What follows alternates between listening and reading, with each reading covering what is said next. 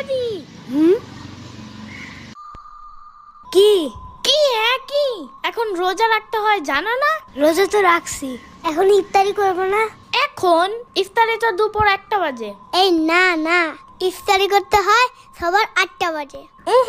বড় মানুষ সন্ধ্যা বাজে ইফতারি করে, আর ছোট মানুষ 1টা বাজে করতে হয়। ও, কিন্তু আমার আম্মু সকালে একটা চিটিং করছে জানো? হ্যাঁ, আমার আম্মু বলছে কি, উঠো উঠো সেহরি খাবা না, পরে সেহরির বদলে শুধু ভাত খেতে দিছে।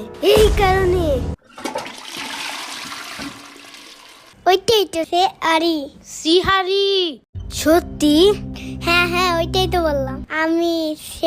আরিতে কলা দিয়ে মাছ খাইছি, অনেক মজা। কিন্তু ইফতারি তো আলাদাই, তো ভাত সেহরি হয় কেমনে? এমনে অমনে হেমনে। মেন কথা হইলো তুমি রোজা রাখতেছো না, বুঝছো? ঠিক মতন না রোজা রাখলে অনেক সমস্যা আছে।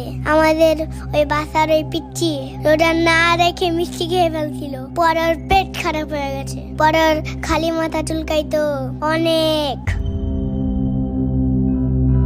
আমার সাম্বার তো ঠিকঠাক মতন রোজা রাখে, তাও ওর পেট খারাপ হয়, সারাদিন খালি মাথা চুলকায়। তার মানে সাম্বার বাচ্চা রোজা রাখে না ঠিক মতো? লোকে তাইলে সবকিছু তাইলে ওই খায়। আমার কেকও খাইছিল, আর দোষ দিছে নিশিভূতের। সাম্বারে দেখলে কেমন জানি মনে হয় কি রোজা রাখে নাই। ওরে দেখলেই মনে হয় মাত্রই খাইছে কি জানি। বাট মাহাদি, হ্যাঁ তুমি কিন্তু ঠিকঠাক রোজা রাখতেছ না, বুঝছো? এগুলো ভালো না। কারণ আমার আম্মু বলছে ঠিক মতন রোজা রেখে দুপুর 1টায় যদি ইফতারি না করে তাহলে নিশিভূত আইসা পড়ে। রাইট।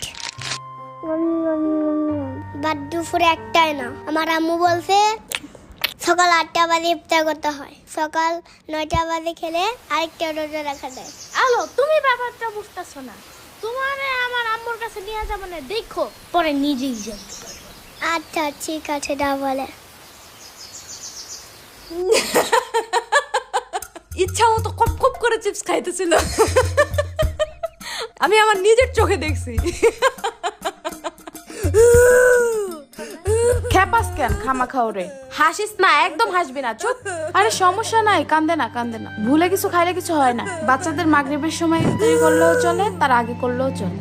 আচ্ছা তুমি কালকে মাগরিবের টাইমে ইফতারি কইরো যাও। সাম্বার বাচ্চা, আমিও জানি তুমি ঠিক মতন রোজা রাখো না। হ্যাঁ, এই জন্যই খালি তোমার পেট খারাপ হয়, আর সারাদিন খালি তোমার মাথা চুলকায় যাই থাকে। রোজা না রাখলে মাথা চুলকায়? বিশ্বাস না হইলে আলুরে জিজ্ঞাসা কইরো।